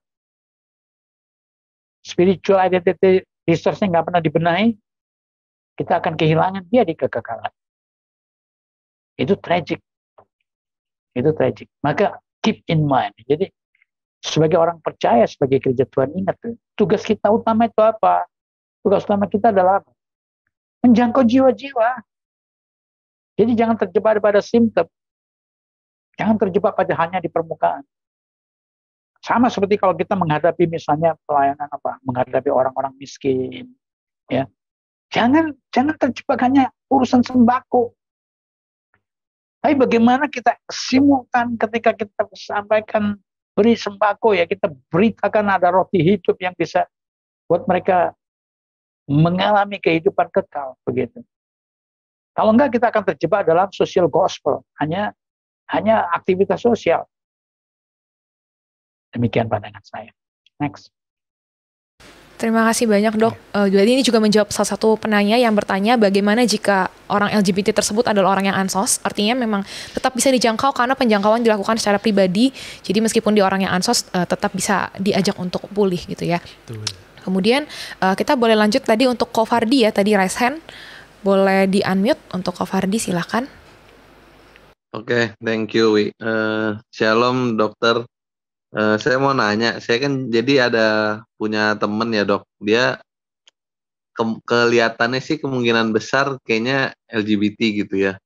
Karena dia kayak udah sampai tinggal bareng gitu sama temennya gitu. Nih dia cewek gitu ya, lesbian gitu. Jadi tinggal bareng tuh udah sampai lama, udah bertahun-tahun gitu. Terus juga mereka udah kayak sampai ambil mobil bareng kayak gitu. Terus dengar-dengar terakhir juga udah pindah ke rumah, tadinya kan ngekos bareng gitu ya. Terus pindah ke rumah, ngambil rumah bareng kayak gitu. Nah, saya tuh mau tanya sih, Dok, kalau misalkan mungkin tadi udah kejawab dikit, tapi mungkin saya mau nanya lagi kayak gimana sih mungkin dokter ada tips and triknya buat kita tuh bisa menjangkau ke mereka gitu. Karena saya tuh kayak sering mau ngobrol ke arah situ gitu ya, kayak nggak enak gitu, kayak khawatirnya menyinggung atau gimana gitu. Saya juga mau nanya, apa orang-orang yang LGBT ini gampang tersinggung kalau kita langsung bahas tentang itunya, atau kita jangan bahas sama sekali dulu, kita kayak tadi dokter bilang gitu ya, fokus ke spiritualnya, atau gimana gitu, Dok?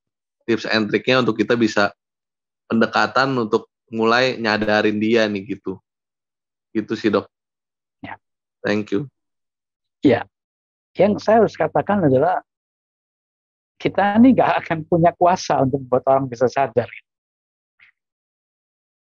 Ya. Jadi jangan ada satupun di antara kita yang kemudian bahwa kita akan punya kemampuan untuk membuat orang sadar. Kita nggak punya itu. Maka yang kita harus lakukan adalah ketika kita tahu ada teman kita, orang yang kita kasih mengalami itu, kita mesti percaya the power of prayer, kuasa doa. Jawaban semacam ini seringkali orang anggap, wah itu mah gua udah tahu, klise banget. Tapi memang ya seperti itu kenyataannya. Itulah kebenaran. Banyak orang itu suka sesuatu yang kalau bisa tuh bila perlu nggak pakai doa gitu, kalau ada cara yang kita bisa ketemu, ngomong, orang bertobat gitu kan. Tapi tidak, memang kenyataannya seperti itu. Jangan lupa yang tadi saya katakan, itu dia memang mengalami spiritual identity distortion. Nah, maka pembicaraan kita dengan orang-orang seperti itu memang saya tadi katakan, jangan terkecoh kepada sesuatu yang mengarah kepada langsung seksualitasnya. Itu bukan masalah utama dia kok. Itu bukan masalah utama dia. Masalah utamanya dia itulah spiritual identity distortion. Nah, bagaimana supaya kita ini bisa kemudian menjadi satu bridging. Posisi kita itu hanya bridging, sebenarnya jembatan aja. Jembatan sampai mereka bisa sampai ketemu dengan kebenaran. Kuncinya adalah be a good friend. Jadilah teman yang baik.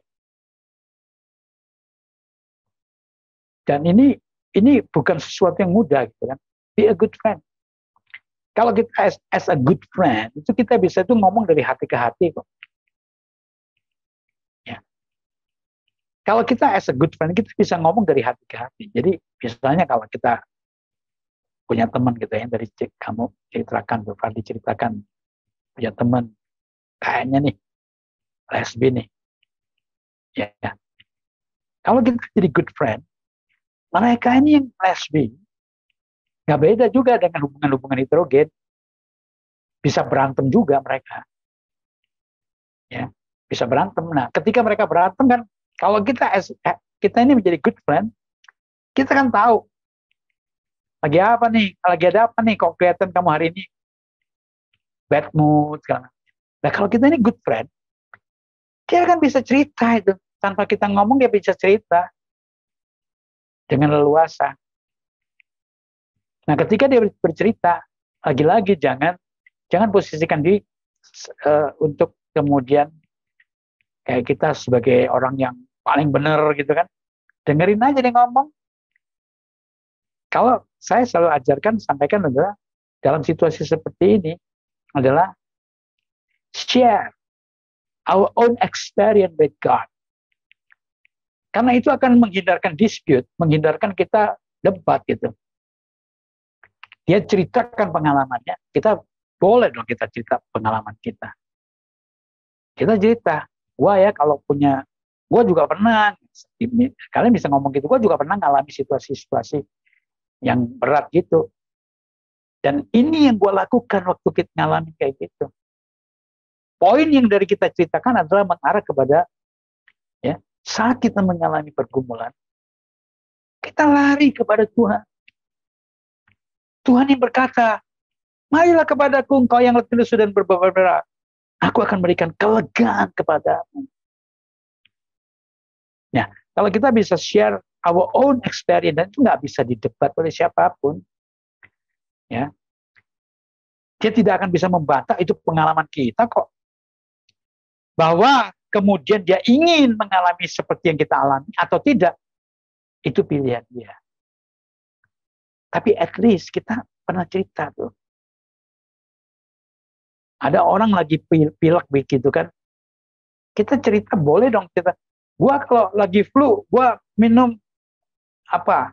Jeruk nipis kasih air panas, kasih sedikit garam misalnya gitu kan. Enak kan loh. Kan boleh cerita experience itu.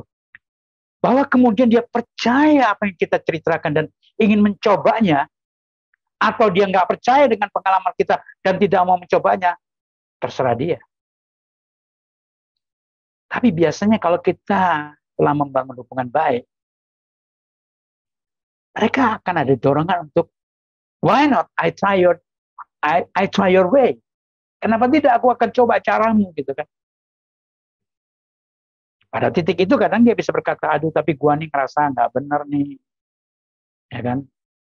Mulai memunculkan rasa kegelisahan. Nah, baru kemudian kita bisa masuk pelan-pelan. Karena kita tidak mungkin bisa membuat orang sadar, kita nggak mungkin bisa membuat orang berubah, kita nggak mungkin bisa membuat orang bertobat. Tapi sebagai sahabat kita bisa menceritakan apa yang Tuhan telah kerjakan dalam kehidupan kita. Dan kalau orang ingin mengalaminya, kita bisa menolong dia mengalami seperti apa yang kita lakukan. Ya, demikian yang bisa saya jawab dari apa yang tadi Fardi tanyakan. Next. Wow. Oke, thank you dok.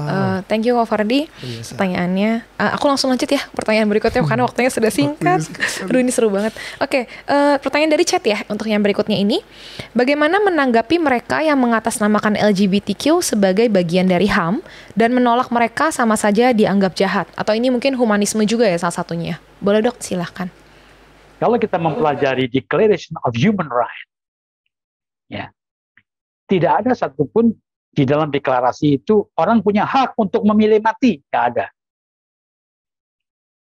Dalam Declaration of Human Rights, ya, artikel ketiga itu bicara right to live, hak untuk hidup. Jadi orang itu punya hak untuk hidup, tapi tidak punya hak untuk mati. Maksudnya tidak boleh orang itu memilih mati. Artinya, nah itu yang menyebabkan tidak ada satupun negara, tidak ada satupun pemerintah yang membiarkan ya penduduknya itu melakukan bunuh diri, tidak ada. Ya. Masyarakat apapun, pemerintah di negara manapun didorong untuk mencegah proses terjadinya bunuh diri. Makanya dibikin hotline untuk menolong orang itu. Karena tidak ada yang namanya hak untuk mati atau hak untuk mencabut nyawa diri sendiri, nggak ada. Oke. Jadi berdasarkan itu kita harus melarang orang terlibat dalam perilaku LGBT. Kenapa? Karena perilaku LGBT ini perilaku bunuh diri. Justru kita melanggar HAM kalau kita mendorong orang atau membiarkan orang tetap terlibat dalam LGBT. Orang yang populasi LGBT tadi saya katakan itu 3-5%, ya. Tapi dari 100 orang HIV positif, kalau ada 100 orang HIV dikumpulin, itu 60-nya itu orang LGBT. Populasi umum hanya 3-5%. Tapi kontribusi terhadap HIV itu 60%. Nah itu kalau kita hitung dalam persamaan matematika sederhananya, potensi orang LGBT terjangkit HIV itu sekitar 40 kali lipat dibandingkan orang dalam populasi normal. Bukan 40% lebih tinggi, bukan 40%, tapi 40 kali lipat. Itu berapa? 4.000%. Ya. Maka tadi saya katakan di awal, kita belum selesai bicara HIV, sekarang muncul monkeypox. Coba kalian searching, anak-anak muda. Ya, siapa yang paling banyak terkena monkeypox? LGBT people. Lagi-lagi membuktikan perilaku itu sangat berbahaya. Nah, sekarang saya kembali lagi ke HIV. Sampai sekarang ini belum ada obat yang menyebabkan bisa menyembuhkan HIV, itu belum ada. Belum ada. Dan itu sangat mematikan. Artinya dengan kata lain, orang yang berperilaku LGBT sedang merisikokan dirinya terkena HIV, yang kemudian berpotensi dia mati muda. Maka perilaku LGBT itu perilaku bunuh diri. Maka siapa yang mendorong perilaku ini atau membiarkan, itu melanggar HAM. Itu saya tulis dalam review buku, ya, menanggapi queer teologi yang ditulis oleh Gerrit Singh. Gerrit Singh itu profesor teologi, ngajar di STT di Indonesia. Tapi itu penyesatan. Pendeta itu penyesatan. Dia termasuk tulis argumentasi tentang HAM. Saya bantah dalam review saya, dan dia tidak pernah membantah lagi. Dengan kata lain, bantahan saya tidak terbantahkan. Jadi jangan takut mengatakan melarang LGBT. Kita justru melakukan itu karena kita mengetahui human right. Manusia itu punya hak untuk hidup. Jangan dibiarkan dia ditipu lalu mengalami kematian. Demikian jawaban saya. Next. Oke, thank you dok, luar biasa, keren banget. Oke, mungkin ini akan jadi pertanyaan terakhir ya, karena waktu kita sudah tinggal 3 menit lagi. Sedih. Untuk Eva ya, masih bisa tambah ya? Oke. Untuk Eva tadi raise hand, boleh silakan unmute. Gimana Eva? Oke, kalau gitu kita lanjut dulu ke pertanyaan yang ada di chat. Nanti Eva kalau sudah bisa ini boleh raise hand lagi ya. Untuk pertanyaan berikutnya dari chat, untuk tadi kan ada pemulihan dari LGBTQ ya, tapi pemulihannya ini apakah akan yang kita nantikan itu ya, pemulihan sampai 100% dia, ini sudah, oke. Ini pertanyaannya lanjut dulu yang ini, untuk pemulihan ini dia 100%, dia menjadi sama sekali tidak punya lagi ketertarikan dengan sesama, atau kita cuman akan bisa melihat, ya dia bisa mengontrol? Ya, oke, saya jawab. Ya ini bakal menjadi pertanyaan dan jawaban saya yang terakhir, karena memang nanti mestinya jam 9.30 saya sudah harus off karena ada kegiatan lain yang harus saya lakukan memang di jam-jam ini. Oke, jadi ini pertanyaan terakhir dan jawaban saya yang terakhir ya. Tapi saya mau ingatkan peserta, nanti tolong di-announce bahwa kita memberikan kesempatan pada peserta untuk mendapatkan artikel-artikel yang saya tulis, e-book yang saya tulis, ya, dengan cara mengisi form, ya, nanti silakan panitia umumkan seperti yang pernah kami tawarkan. silakan saja diumumkan supaya nanti kami bisa kirimkan linknya untuk peserta bisa masuk di grup yang tujuannya untuk kita bisa berikan materi-materi lanjutan. Nah, saya jawab sekali lagi, untuk ini adalah apakah yang dimaksud dengan pemulihan itu bisa merupakan pemulihan 100% di mana orang tidak punya ketertarikan lagi atau dia sekedar mengkontrol? Jawabannya adalah bisa dua hal tersebut. Bisa dua hal tersebut. Ini sama seperti kasus ketika orang itu pernah terlibat dalam narkotika. Ya. Ada orang-orang tertentu yang setelah dipulihkan dalam kecanduannya terhadap narkotika, dia dengar kata narkotika aja dia bisa muntah-muntah. Orang tertentu bisa seperti itu. Ya, bisa. Atau juga sama seperti orang yang pernah menjadi perokok. Sekarang dia begitu ada bau asap rokok, dia bisa pening kepala, muntah-muntah, gitu, nggak enak sekali. Tapi ada orang tertentu yang dulu pernah merokok, berhenti merokok, ketika ngelihat teman yang rokok enak banget, dia pengen.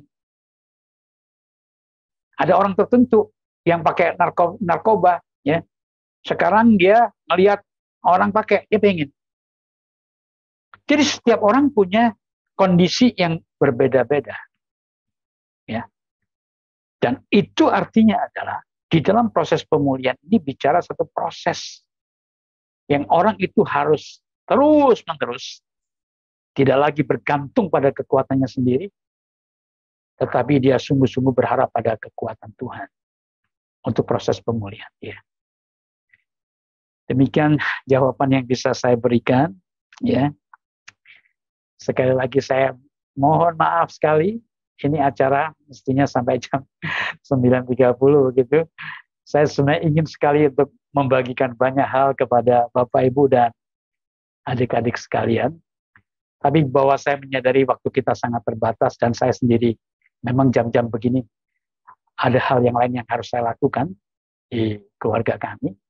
Maka saya harus segera mengakhiri ini. Tetapi please join kepada ke satu forum yang kita berikan, nanti panitia bisa umumkan bagaimana peserta bisa mengikutinya. Demikian yang bisa saya sampaikan. Tuhan Yesus memberkati Bapak Ibu dan adik-adik sekalian. Terima kasih banyak Dokter Andik, dan boleh minta reactionnya Bapak Ibu Saudara buat yang merasa terberkati untuk Walk the Talk episode pertama ini. Terima kasih banyak Dokter Andik untuk waktunya, untuk ilmunya, untuk semuanya. Ya, Om Agus mungkin mau menyampaikan sesuatu ya? Terberkati. Ya, mungkin Om Agus mau menyampaikan sesuatu.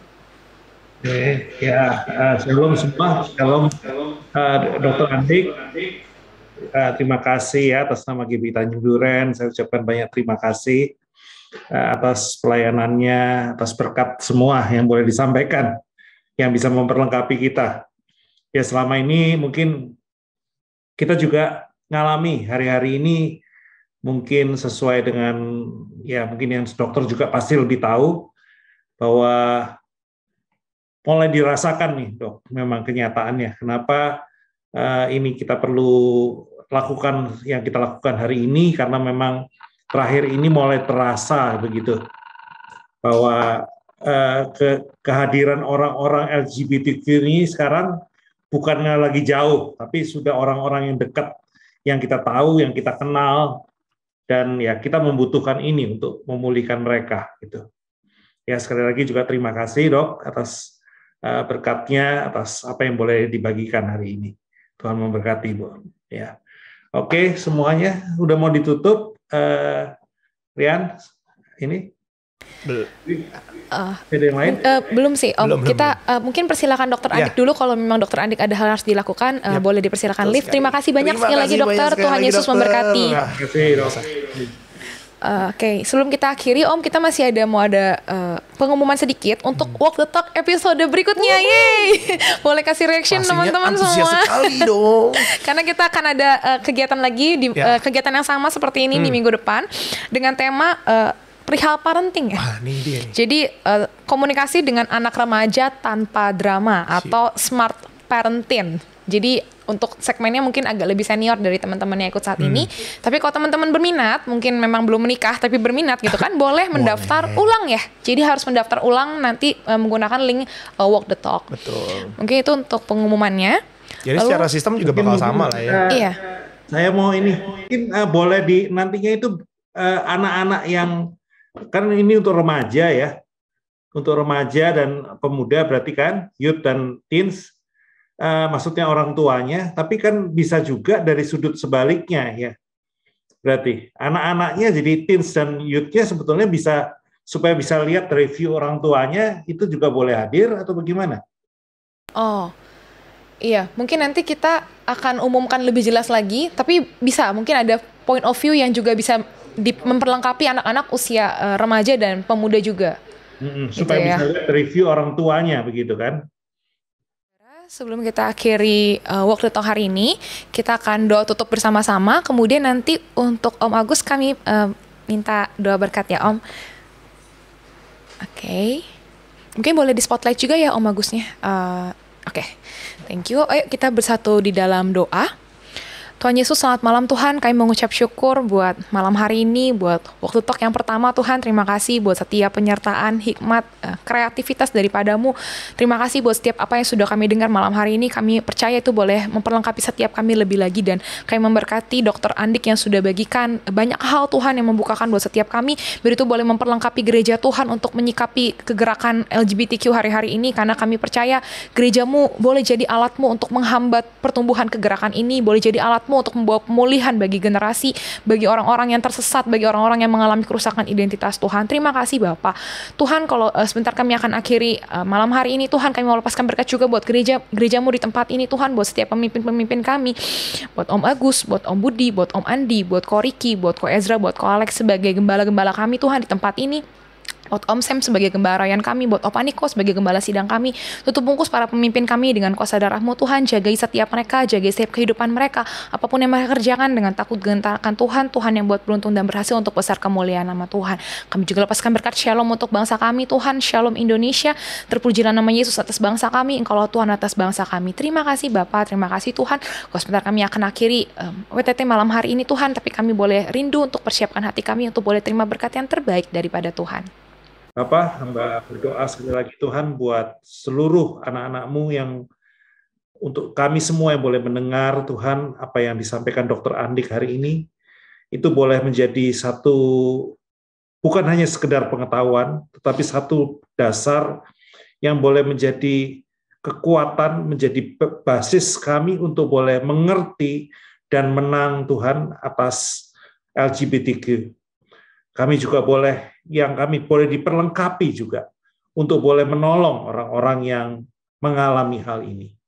Tuhan, kami percaya Tuhan Yesus, Engkau yang akan membuat gerejamu Tuhan bergerak lebih daripada pemenang.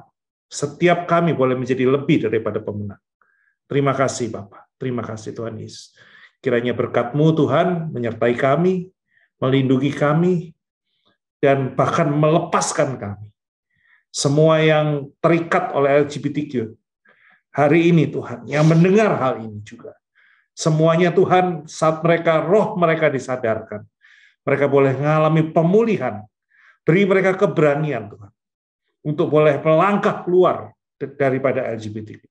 Di dalam nama Yesus, dan buat setiap kami Tuhan, perlindungan-Mu sempurna, sehingga kami tidak tergoda, kami tidak tertarik, kami tidak boleh dilindungi untuk tidak masuk dalam pergaulan yang buruk. Dan kami percaya Tuhan Yesus, berkat-Mu mengalir atas hidup kami, mulai saat ini sampai selama-lamanya. Hanya di dalam nama Yesus. Haleluya. Amin. Amin. Ya. Terima kasih Om, terima kasih Bapak Ibu semua, Bapak Ibu Saudara semua, dipersilakan untuk live Zoom-nya. Terima kasih, Tuhan Yesus memberkati.